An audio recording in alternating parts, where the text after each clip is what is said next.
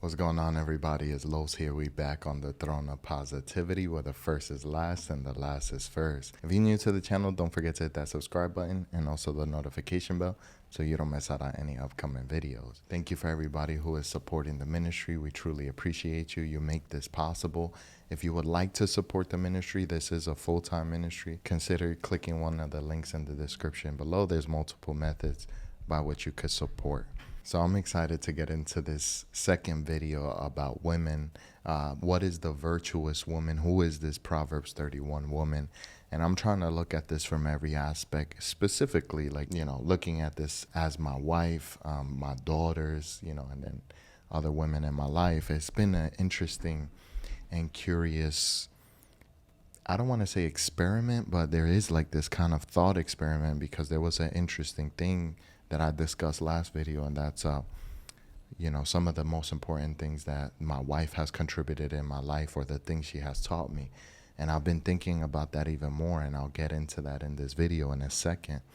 But before we get into the material of today, I want to ask you if you can put some questions down below. I'm looking for questions in regard to men, manhood, women, womanhood, relationships, singleness, anything that you want around that type of aspect. I do have several questions kind of gathered up.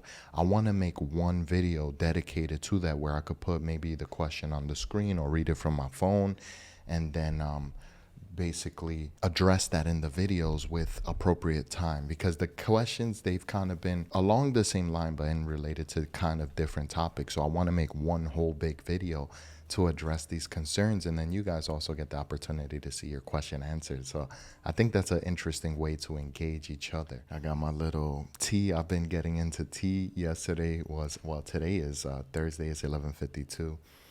Yesterday I wanted something to drink on the live, because like when you talk for an hour plus, it gets really hard to do so, and I wanted something like coffee, but then I was like, nah, that's gonna keep me up. So I ended up drinking some hibiscus or Jamaica tea, and that was delicious. So I'm gonna get into that now. I have my little ginger tea here, so if you haven't gotten into tea, try that, because it's pretty relaxing experience. But today I want to talk in regard to the Proverbs 31 woman, that virtuous woman, or what does it mean to be a woman of God?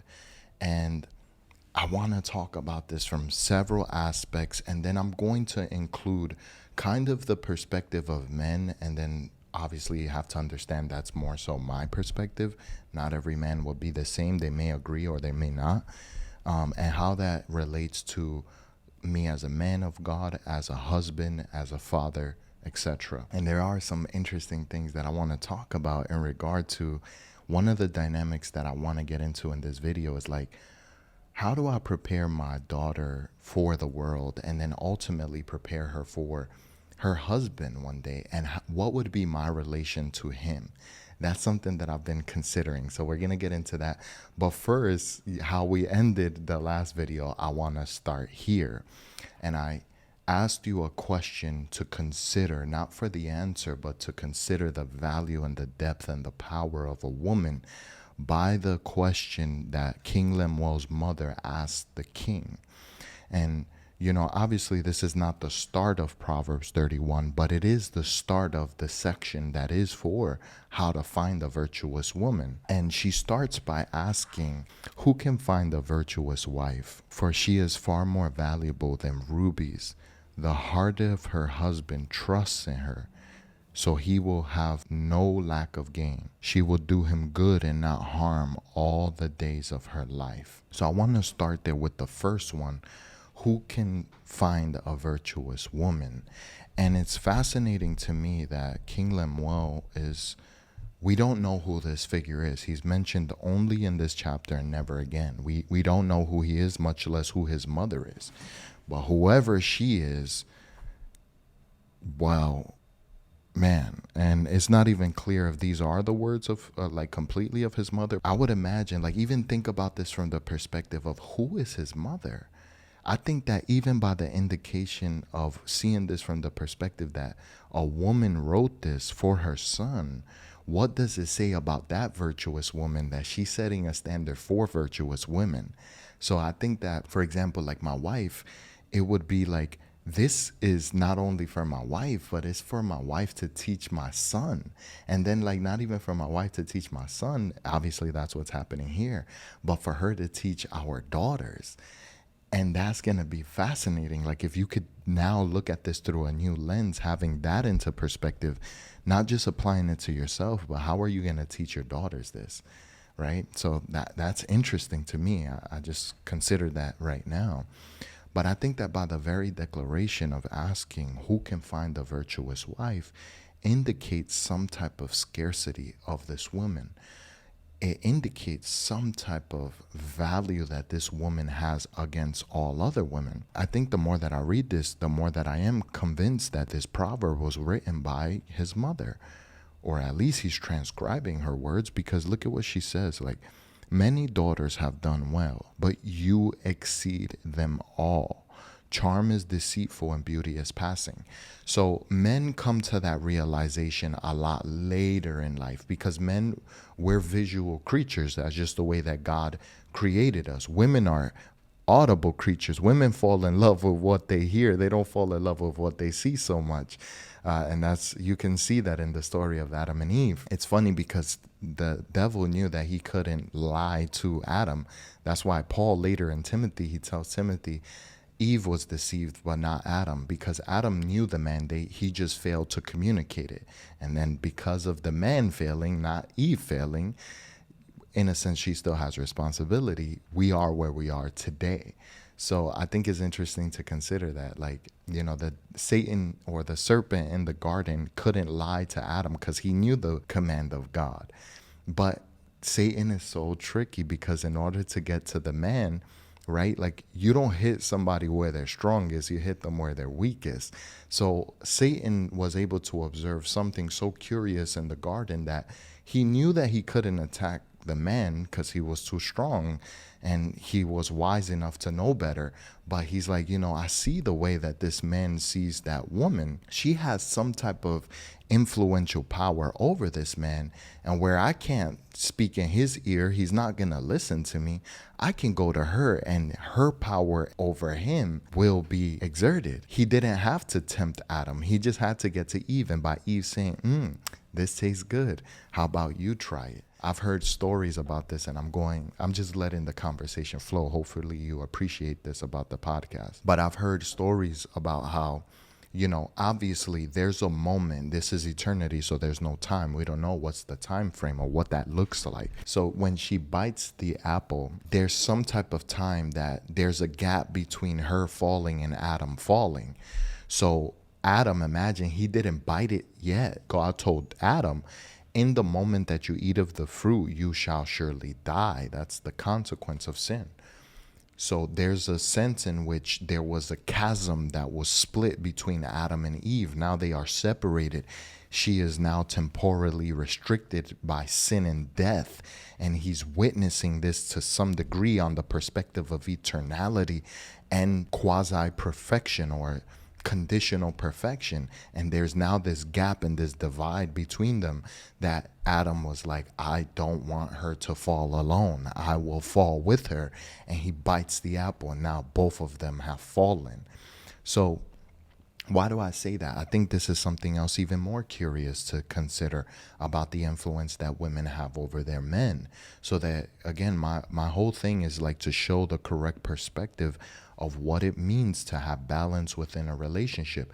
Nobody's greater than the other, and nobody has more importance in the eyes of God. Although God does see the individual, he sees the collective whole. He does see the man and the woman, the male and the female, the husband and the wife, but he sees the two as one. He sees the unity in multiplicity, to coin a term from Jonathan Pajot. There is an idea of unity in multiplicity, and that's where these contrasting ideas meet. And in the union, he calls it a sexual union, but don't think about it in that way. It's just a symbolic term to connotate the utter importance that is the merging of two things, and there's no greater intimacy than the sexual and physical union. Thus, he uses that terminology, and that will help you understand, so that we could Stop looking at things in the wrong perspective of trying to shirk them away so much that we are afraid of them, or putting them too high that we adore them and idolize them.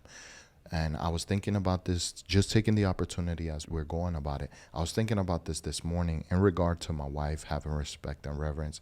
I'm going to say that every single time because her opinion matters to me a lot, and her comfort, and she matters to me a lot. Like, what is the correct balance, right, of talking about this topic of union is we need to be able to highlight it enough that we're not ignorant of it, in the sense that we won't abuse it, because if you hide it too much, you'll misuse it when you come in contact with it.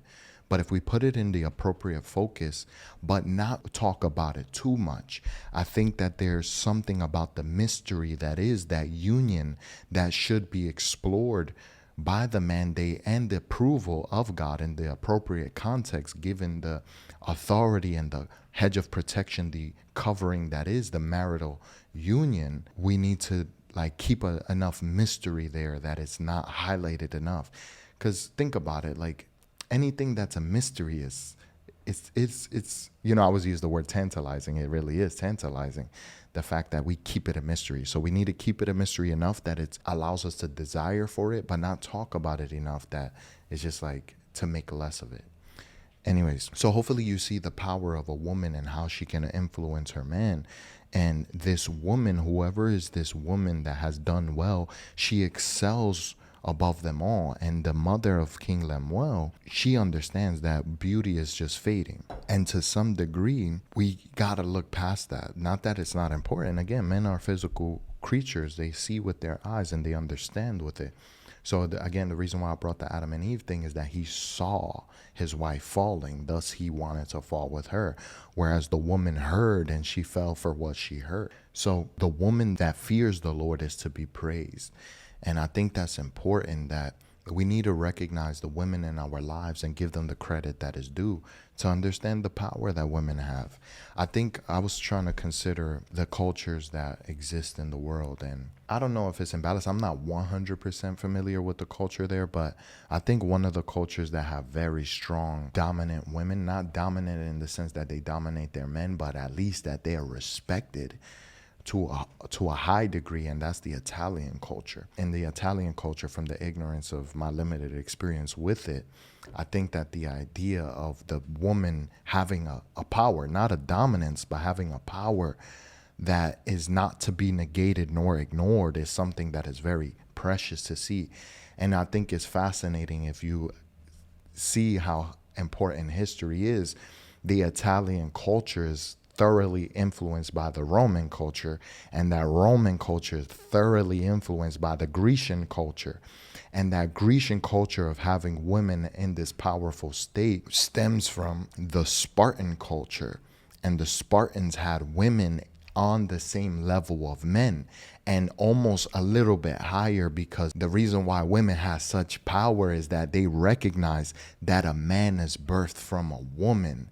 So if a powerful man, a man of excellence, a man of legend, a man of to be exalted to the status of mythology is the essence of the power that exists within a man, then how can a man have that if it wasn't birthed through the womb of a woman first? So that really, like, where all other cultures were kind of oppressing women, the Spartan culture was elevating them to a status that was a little bit unseen. I think that Hebrew culture, Israelite culture, has the correct balance, but it's still interesting to see that in the annals of history, that is the case. And you can look at it within the power that the voice of the mama has, right? Like in the Italian culture, she has a voice.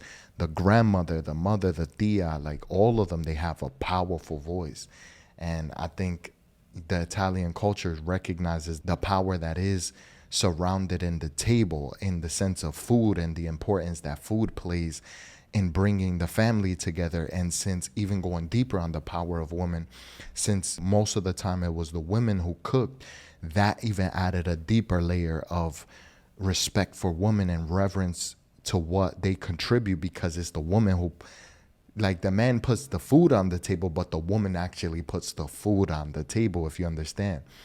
And again, I have to clarify, because it's not just the women that cook in Italian culture, because you know that Italian men love to cook.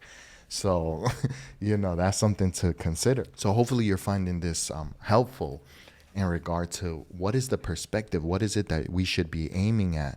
And I think the underlying feature is that we should understand with reverence and awe what is the power of a woman. And hopefully I'm outlining this in a coherent way that is easily understood. Again, one of the most defining things, I think, to me, of why it's so hard to who can find a virtuous woman and she has such a value above treasure, is that the answer is found in the way she ends. She fears the Lord, and she's a hardworking woman because she is given the fruit of the labor of her hands, and her own works praise her in the gates.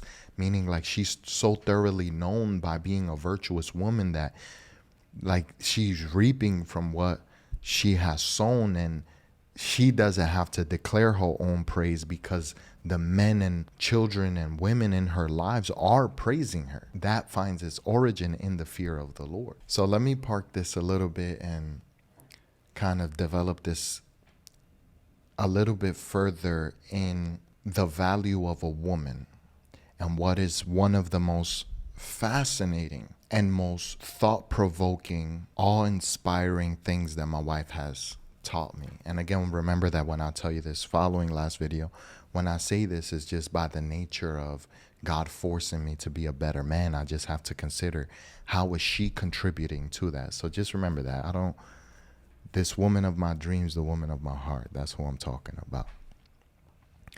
So what did she teach me in regard to women? She took one of the most powerful statements in the Bible and truly helped me understand what that actually means. The Bible says, with man this is impossible, but with God all things are possible. She taught me what impossible actually means. So she taught me the value of a woman. And last video, I talked about how she taught me how not to settle. And by her refusal to settle, she forced me to be a better man. But to add more to that, what she taught me by refusing to settle is how to truly leave these things in the hands of God and what impossible means. If I can explain this in the sense of like helping you understand not only the value of a woman, but women, how to deal with men, your I don't want to say pursuers. Well, how would you say it? Pursuers, right? I know that sounds really weird if you think about it in a certain context. Let's say prospects of men, right? The deepest desire of any human being is to have what they don't currently have. So if you want to weed out the wheat from the chaff, you have to increase the price. I mean, let's be real. You just have to.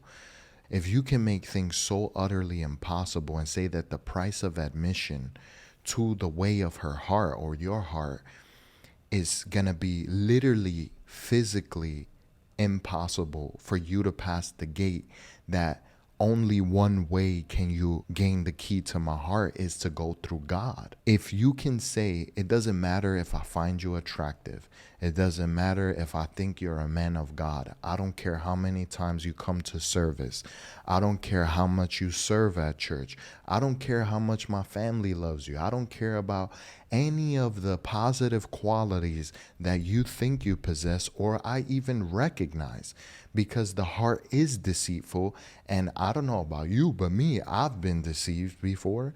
You think somebody is something that they're not. So how can we have the perspective to really know the difference? If you make the price of admission to your heart impossibility, then you leave all the sorting out and all the weeding out of these prospects to the Lord. Because, let's be honest. Again, men are physical beings. We operate on the basis of our sight. And the greatest desire of a man is to have a family, of course, right? But let's be honest, like one of the driving forces, men and women, right? But women, they hide it more and they're more patient. Men are fire, women are water. Men, it don't take much to get the spark going, if you understand. And women, they take time to get there. There's a reason why God did this contrasting thing. So one of the ways that you can really deter pretenders and the false prophets that come to say that I come in the name of the Lord is to make it impossible. Because a pretender, he wants what he wants. And most men, let's be honest, when men don't get what they want, they give up on it. Let's be real. You don't give me what I want, like it's just gonna be like, all right, well, men are pursuers, men are hunters, men are like, we know what we want, we go for it. But the determination of how bad this man wants it is going to be evidenced by the way that he's willing to sacrifice in his pursuit. So hopefully I'm making sense of all of this and I'm not just thing. So I think, like, you know, here we're saying charm is deceitful and beauty is passing. Like, that's for the man to know about the woman. But what about the woman? Because you're not really concerned. Like, yeah, he's handsome. He could be like I've seen so many women with a guy that's a 3 out of 10 and she's like a 20 out of 10. And it's like, wait, how did this happen? It's because she's not concerned with his charm and beauty. Women are more so concerned with the character of a man. So if you can understand that men are physical creatures, and if you could deny him the desire that he has, not the desire of his heart, because men aren't that superficial, but this is a great way to do it, is that if you could deny his flesh, then you really understand, is he willing to burn in desire for the prize that is above all prizes? Not to, please, I hope you guys understand that I have the utmost reverence for women, and especially my wife. Like, so I'm not trying to like she's my trophy. She's not my trophy. But in the eyes of a man, like, he knows what he wants. He knows what he's going after. So if a man is not willing to die for that, men go after what they want. Again, I'm going to be very paint with a broad brush. Men know what they want. If we could be honest, most women, like, if I ask her where does she want to eat, most women don't know where they want to go. Like, they don't. And now that's affecting a lot of men. They're being emasculated again, so they don't know what they want anymore. But the greatest indicator of a man is how much effort is he putting into this. That's a good thing to look at. How much effort is he willing to put into the pursuit? Because if you're questioning as a woman, does this man really want me? Like, if you have to ask that, beloved, let that go. A man knows what he wants. And if he don't know that he wants you, he's trying to decide between 3 or 4 options. And you ain't an option, beloved. You are the daughter of the Most High God. If he needs options, tell him to go that way. Not aquí. Mi casa no es tu casa. Like, get out my face, beloved. Get out of here. You feel me? So one of the most important things, again, that my wife has helped me to understand is that it's not about merit. It's not about what you have, what you don't have. It's not about your talents, your gift, the way you speak, the way you serve, the way you love, the way. Those are great indicators, but she can't make that decision.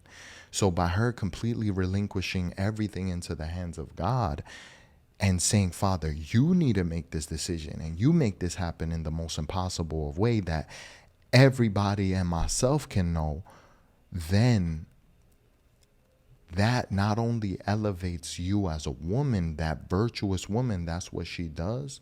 You let God work in that. He does the impossible. Hopefully that makes sense. And, you know, this has always been a prayer of mine, is like, Father, I'm trying to make my way into her heart. God willing, I will make my home there. So teach me the way. Psalm 32:8. Instruct me in the way that I should go with your eyes upon me.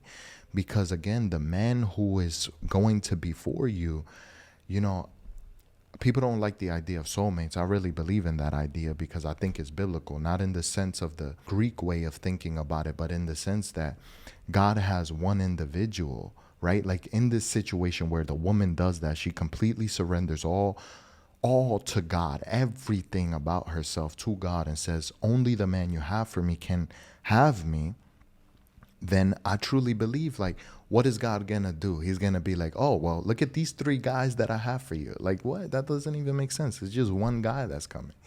So in this war of attrition, even with the man that is the indicated man, I believe that in this situation, God is going to, in a sense, do this in the same way that Jesus spoke about the rich young ruler. And this is where with man it's impossible, but with God it is possible. So it's curious how this is actually connected.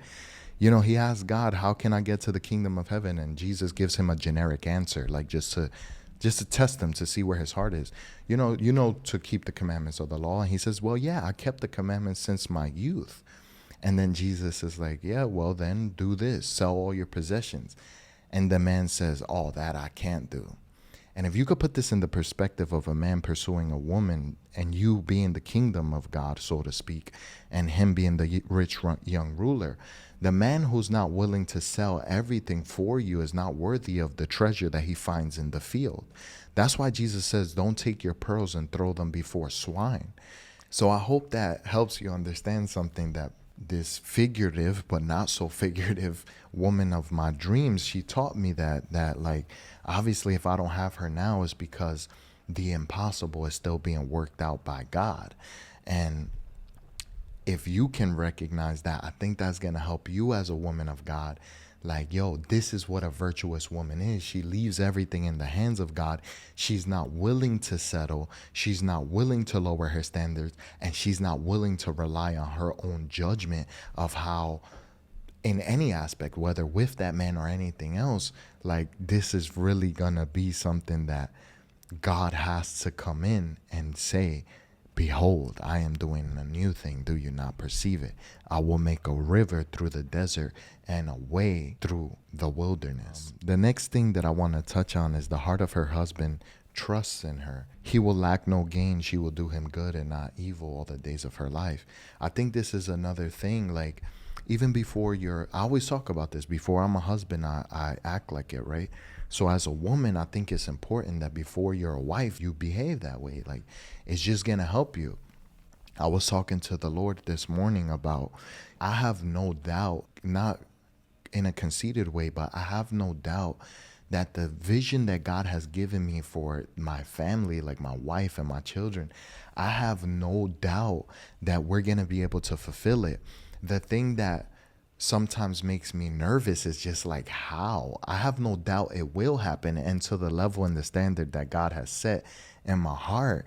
But sometimes it's like, how? I don't know how to do that. Although, like I said, I'm visionary, I'm and I'm that imaginative type of person. How do I live up to that? Well, this is what I'm telling you. As a woman, you have to walk that every day. And if you walk it every day, even before, you don't know the timeline of when God is going to do the impossible for you.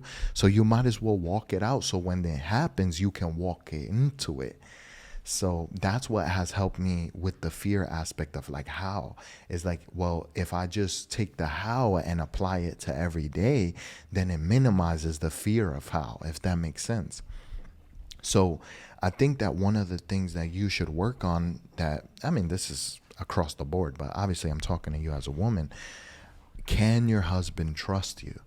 And I know I trust my wife. Like, I know this is something that I want to be the absolute essence and foundation of our marriage, because where there is no trust, there's nothing. And if we break that trust, even for a single second, then how do we ever recover that? That's why, like, all these other things we have to be careful with, where I'm telling you, like, giving our attention where it's not needed. Are we hiding things? Why are we hiding things? Why aren't we honest about things? We need to be trustworthy individuals, because if we can have trust is the key to transparency. Or at least, let me see, how can I formulate this? Transparency is the key to trust. Trust is the key to intimacy. So if I can be transparent and as open as possible, the heart of my wife can trust me.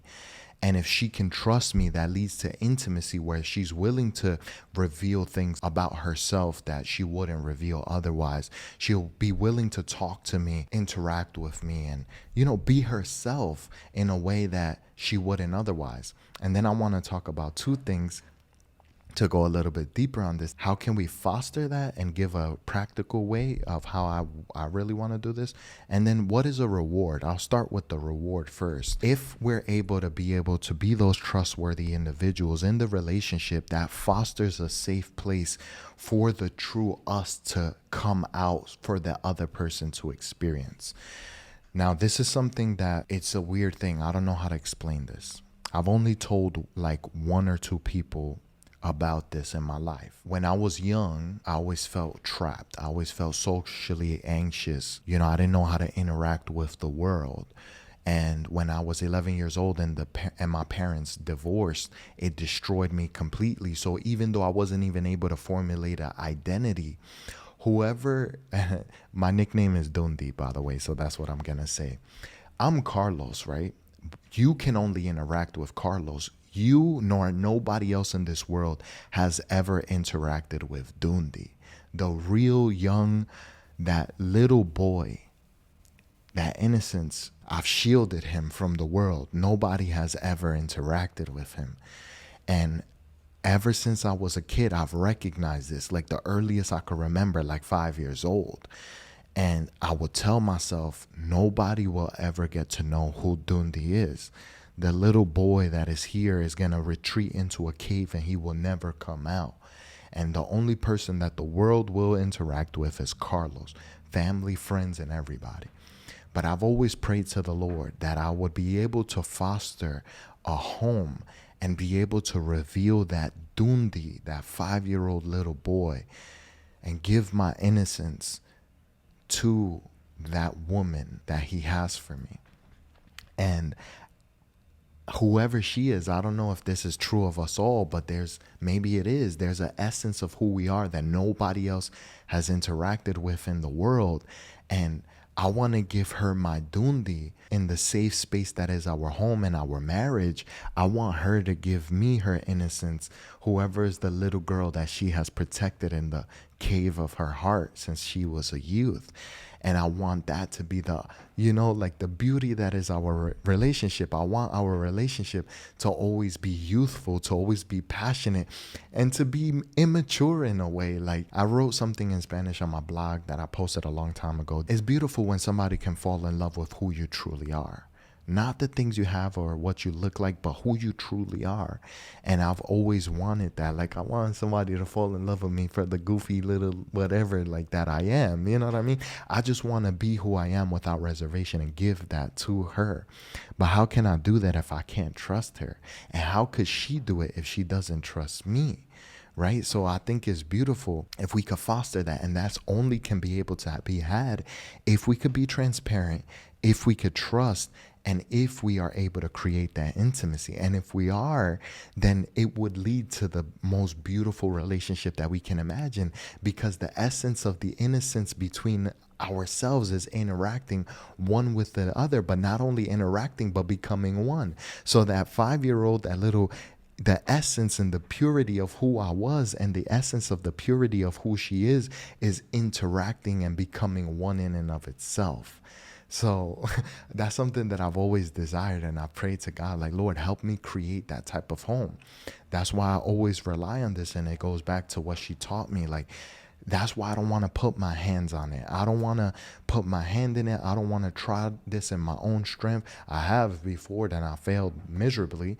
But God is building it up. And if he builds it up, then that thing will become a reality. And it goes back to what I've said on live and in the videos, is like, where true masculinity thrives and is established, you will find true femininity flourishing within that. I get really in depth on this in yesterday's live, where a man, he wants to be vulnerable, man. Like, he really wants to be vulnerable with his woman. He wants her to hold him. He wants to be felt appreciated. Where the woman should be praised, the man should be cherished. And I think the way that we could do this is not only physically, but how do each of us love each other, right? I'm a very words of affirmation type of person. I don't know if that's a surprise to you. Like, I wonder if anybody had any, if that was a mystery, right? Like, was that a question for anybody? But, we usually have multiple. There's usually 3 that we have, but my most dominant is words of affirmation. The second after that is I don't know if it's an even distribution between physical touch and then quality time. I think they're kind of equal after words of affirmation. And touch is not sexual. It's just, I want to hug you. Like, I even express myself with men in this way. I always throw myself out like a big old bear. Like, give me a hug, son. Like, I don't care, bro. Give me a hug. Give me a hug. I mean, that I put you in my arms. You know what I'm saying? So, in this, if we understand the way that we love each other and we communicate in the way that the other person understands, I think it fosters that even to a greater degree, and we can have this free liberation and flowing of masculinity and femininity and our identities, that innocence and the holiness, and that intimacy is going to be created on a level we can never understand. So I think that the way to get to this trusting in the hearts of one to the other is that, if I can love her, I'm words of affirmation. So I can't love her in words of affirmation, because what if her love is touch? Or what if her love is showing action, acts of service? I don't know. Like, what if it's opposite to me? I can't love her in that way, because then she may not understand it. Even though I'm words of affirmation, I have to love her in a way that she understands. So if her love is touch, a hug or something, I have to communicate that to her in that way, because then she's going to understand it. But then on her end, she has to receive it in that way to understand it that way, and then do the opposite. And like, she has to speak that to me, vocalize it. And we'll learn that. That's the whole balance of the relationship, right? You just learn how to love each other in that way. I think that one of the practical ways in regard to transparency, and I've always thought about this, and I just say this because I think this is the greatest way to show this, right? Like, these things here, they're like very intimate devices. So I think that the greatest way to foster intimacy is transparency. So whoever my wife is, you better believe I have an app here that's called 1Password, and it has 1Password to all my passwords. She's gonna be able to put her phone, her finger. Well, it is not fingerprint anymore. I hope they bring that back. She'll be able to put her Face ID here. She'll have access to my master password to all my passwords.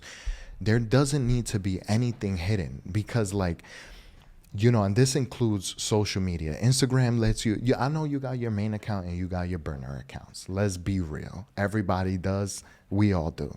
So she's going to have access, just like on Instagram, when you're able to, press your icon and then go to your burner account. In addition to my burner accounts, she'll have access to, all of my accounts. But on the same token, this is two-way street. Like, that needs to be done on her side as well, where it's not for the purpose of like, oh, well, do you want to control me? I'm a grown person. And it's like, it has nothing to do with that. It has all to do with recognizing that we're human beings and that we need to keep each other accountable. So in the understanding, like, not that my spouse is like super vigilant, like, why are you obsessed looking at everything that's on my thing, reading every DM? It's like, nah, but you'll understand, like, hey, I have access to this, so maybe you should be careful, not secretively, but you should just be careful. It'll make you aware, like, hey, I need to be careful in the way that I interact with people, because they can misconstrue that. And since there is no veil in these things, now the other person has the freedom to come to their own conclusion, because it's not hidden from them. So I've always wanted that type of transparency, where it's like, yo, my stuff is yours. Because it's always interesting, like, how is it that we're willing to share the same space? We're willing to say what's yours is mine and what's mine is mine. Nah, let me stop. What's yours is mine and what's mine is yours as well. And we're even able to give our hearts to this person, our minds, and the most intimate part, which is our bodies. But then we're being weird when it comes to, like, this is very weird, bro. Like, if you were to do all of that, but then you want to reserve the social media, and like, that gets really weird. So to avoid all of that, I think it's just cool to let's make that establishment now, so that this trust can foster. And again, it's more so for accountability. Like, I don't need to know your every move, but we need accountability, right? Like, you hold me accountable, I hold you accountable. So I think that's a beautiful way to do that, because it's like, why is it that people when they're at the same table, right? What do? They don't leave their phone like that, right? They put it either on do not disturb. But most people do this. Why? I think it's natural habit, but then also it's like there's a reason why they don't want you to see. So, hey, if I gotta use the bathroom, here you go, boo. I need to go use the bathroom. I'm drinking too much tea. Do whatever you want. Look whatever you want.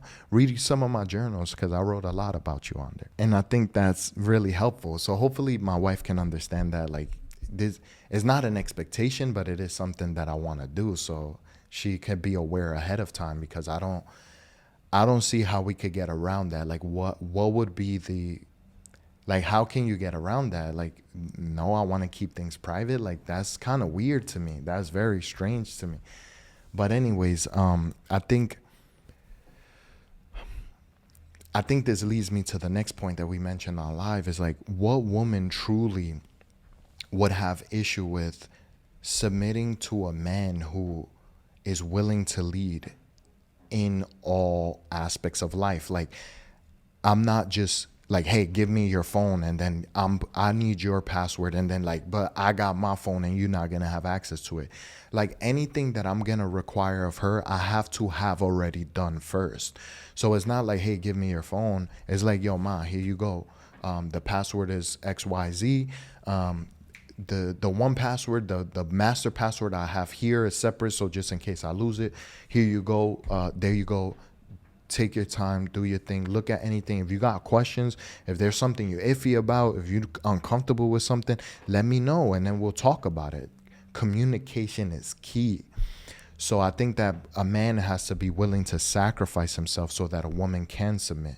But we got to be careful, right? Because, and I'm not talking about that, as always, I've heard rebuttals to this. It's like, well, that man got to give me something to submit to. It's like, hold up. That's only something that a man should say to another man. A woman shouldn't say that to a man.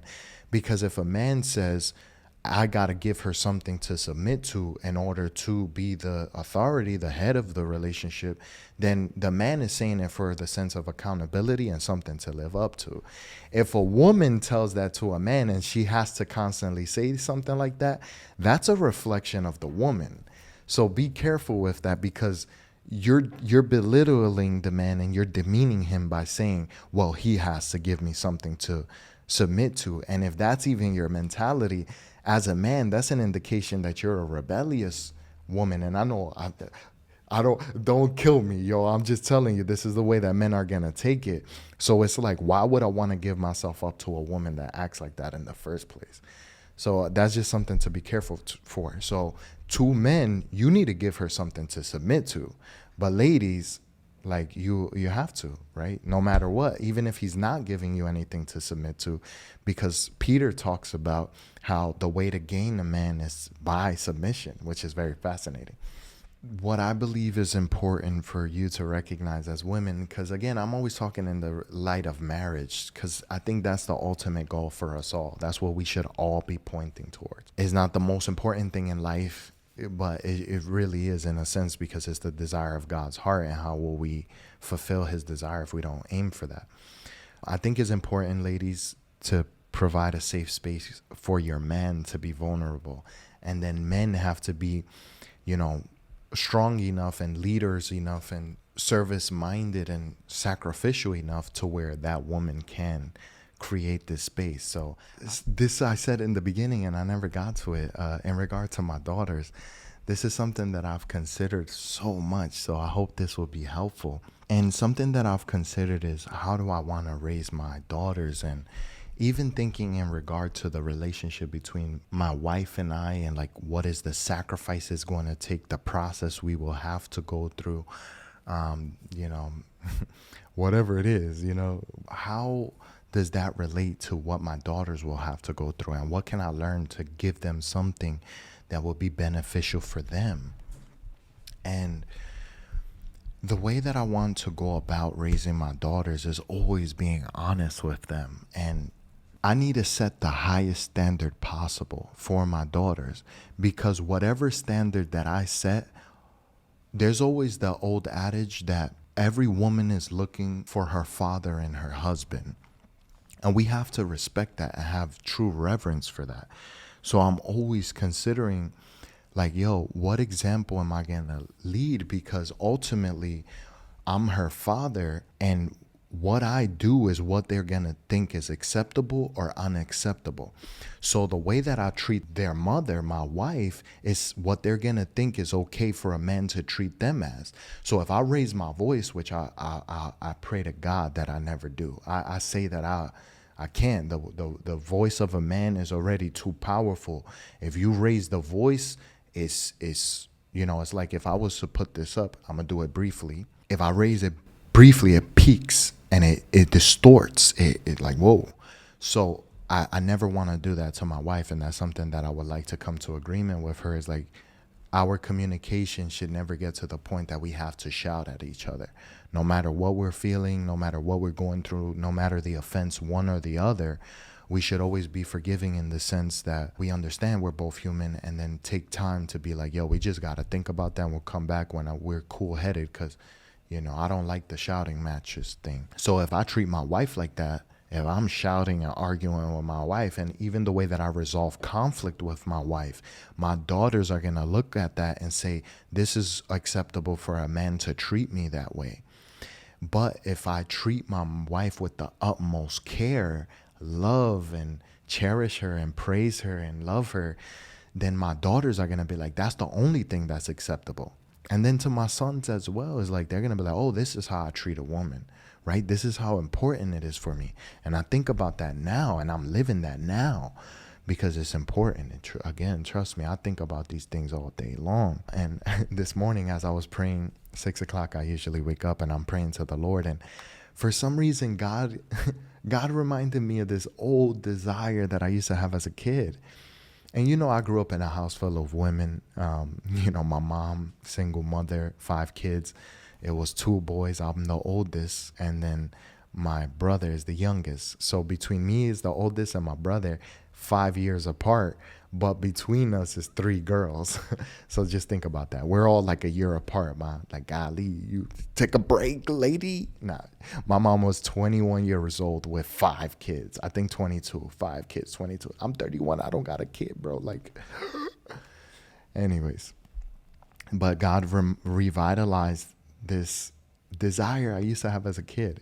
And I don't know if I remember this correctly, but like, obviously I grew up in a house full of women, so we would watch all the Disney movies. I love the princess movies, yo. I don't care. I used to love Snow White, not so much. I love Beauty and the Beast. Little Mermaid was like one of my top.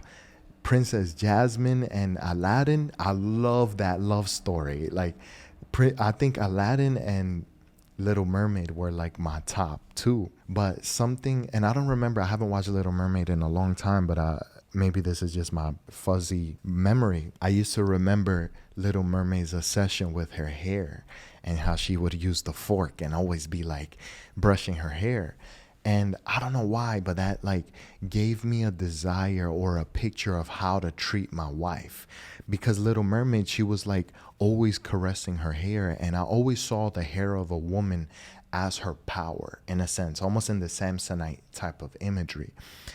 The Bible talks about that. It's the crown of her glory. And that's in my poem of my wife. And I see how she caresses it. And like, when I woke up this morning, God reminded me of that desire. And then he brought me to other points in time in my childhood where I would see the interaction between women, specifically my mother and my sisters. And what my mother would do is, like, let's say she's sitting on the couch, right?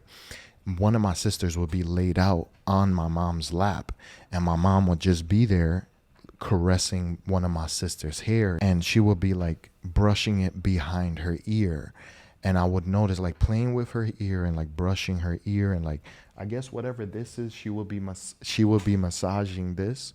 And I always watched that and I observed that, and I was like, wow, even the interaction between women and women teaches me how to treat my wife. Fast forward a little bit more.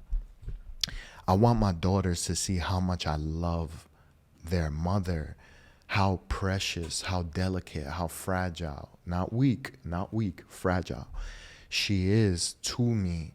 And I've always had this image of, ever since a kid, I always wanted to and maybe I could do this soon. I don't know where to do it, or if anybody has suggestions, let me know in the comments. I want to, and I know this sounds corny, but I want to buy like the most expensive brush that I can find, like the most high quality.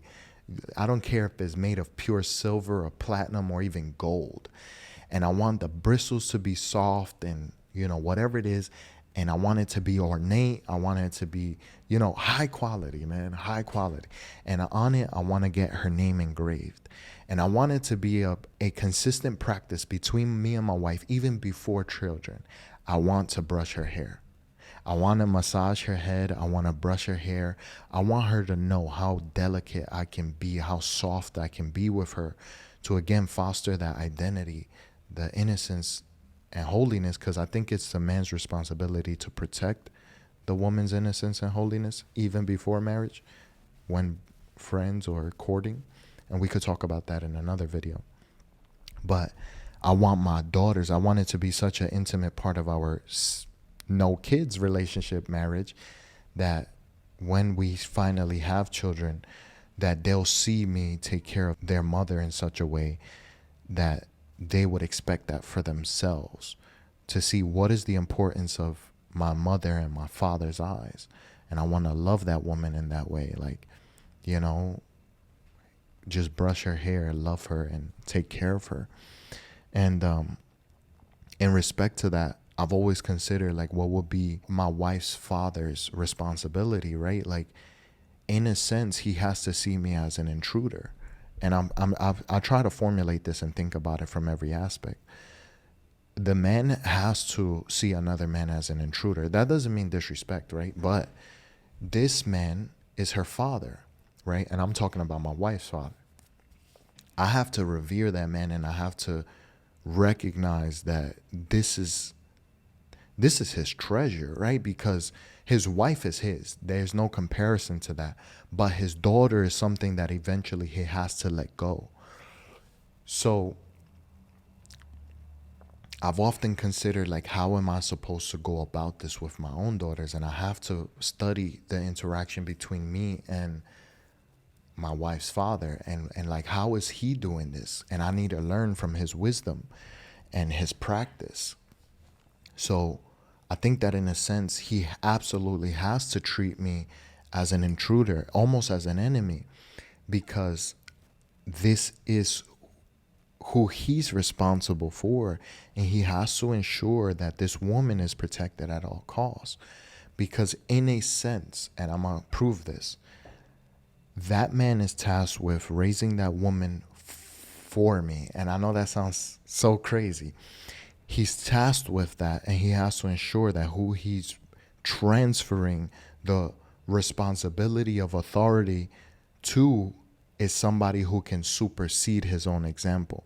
So when I say that I'm living to an example that my daughters would accept for themselves, whoever the man is that is coming for my daughters, not only does he have to live up to my standard, that's the bare minimum. I'm telling you, that's the bare minimum. Whoever the man is that's coming to take my daughters from my house, I don't know any other way to say this so please forgive me if it offends God or anybody else. That man better damn well be sure that he exceeds my example by 1,000-fold. And I'm not even exaggerating. And again, my father-in-law, he has to do the same. Like, he has to ensure that, because he set the example. But if I just meet his example, how will generations ever prosper? They won't. They will remain the same. Humanity will stagnate. So the next generation always has to be better than the last. So I have to supersede my father-in-law, and then whoever's my son-in-law has to supersede me. There needs to be progress. And like, considering him, to watch him so that I could learn about how I could do this for my daughters, he has the responsibility of being her father, her provider, her protector, her teacher, her lover. The woman's first love is her father, right? That's her first love. So he's all of that. But again, at the altar, it's called an altar for a reason. The man gives her up. He's sacrificing her on the altar. and I'm sacrificing myself, and then my wife is sacrificing herself. So it's sacrifice on all ends. And when this man gives me his daughter, in a sense, he's transferring responsibility and accountability to me. All of that was on his shoulder now falls on me. And in a sense, this is going to sound weird. Now I'm her dad, right? I'm your papi now. You know what I'm saying? Like, I'm daddy now. You know what I mean? Like, and that's no disrespect. That's just the reality. There's a reason why I say mommy, like, you know, like, mommy, I love you, mommy. I love you, boo boo. You know, like, doll, I love you. I'm not just calling you ma or mommy because of no reason. It's because it's not that you're my mom and it's not that I'm your dad, but in some sense, you my mommy and I'm your papi. Like, now I fulfill that role and now you fulfill that role. And then eventually we'll fulfill that in a now granddad, grandmother sense. So you never stop playing these roles. You understand? So again, like, when that marriage happens, it's like, hey, mommy, you ready for me to be your papi or what? Like, it's now I'm taking the reins. So, but I think that was interesting, and that helps me to understand, like, okay, I need to look at this vertically in the sense of above myself. How is my father-in-law interacting with me? And how is he setting the impossible price for his daughter? Because a price has to be paid. And he's teaching me, okay, this is the price that it costs. And the true man of God that is for the daughter will only be able to pay it because he can't pay it from his own funds. He has to tap into the account of heaven in some sense, in that God is going to make it possible for the man to accomplish the impossible, and he will provide the resources to do that. So I think it's righteous for a man to, whatever means he deems necessary. It doesn't matter if I think it's fair or not. It is fair because of the cost and the implication of what's happening there. So he's completely justified in my eyes in all senses of the word, no matter how I feel about it. And then again, I'm going to learn from that interaction, revise it, refine it. Because remember, each generation has to do something with what the previous generation did and improve it. In some sense, you make it worse, but in some sense, you make it better. And then I'll deal with that with my son-in-law and my daughters. And then in my sons, I have to teach them that in the other way. Like, this ain't about you, bro. You're going to give your life up for that woman that, you know, you need to respect that that's somebody's daughter. And not only is that somebody's daughter, that's somebody's daughter. You better have fear and reverence for that woman, dog. So, anyways, that's what I have to say about women. I know I added so much. I guess the last thing I'll say is, like, I take this so serious because talking about protecting the innocence and the childhood dundi, I've protected my heart my whole life. And in a sense, I've been very afraid to fall in love. Extremely afraid. I take it very seriously because it's like, yo, I can't just give my heart to anybody. You know what I'm saying? And I'm willing to sacrifice my life. I'm willing to take the risk because ultimately that's what it is. But I know that wherever this woman is, whoever she is, I hope that you could see my heart and my desire and how much I really would care for you. And when I fall in love, I don't know how to hold back. That's why I have held back all this time, 31 years. Because I know when I find you, I won't be able to let go. I won't be able to give up. I know I'm going to fall hard, so I'm willing to give my heart to you. I have given my heart to you, and I just pray. I hope you can see my heart and just protect it, you know? So anyways, this is long enough, guys. I hope you appreciate this. It's 1 o'clock. I got to go live in like an hour and a half, so I hope this is helpful for you all. Put the comments in the description. Check the links in the description. You know, support your boy so I don't. You know, I could do something nice for my wifey. You know what I'm saying? I could build up that home. You know, because this ministry is part of my workmanship. But put the comments in the comment section. Let me know. I'm gonna aggregate that. I'll say like probably in like 2 weeks I'll make that video. That'll be very helpful. So yeah, guys, y'all know what it is. It's Los here. Hopefully I helped you guys expand your vision of what it means for a woman of God, and then give some interesting tidbits about those things. So Anyways, y'all know what it is. It's Los here. We on the throne of positivity where nobody shall dethrone us. We are. Peace.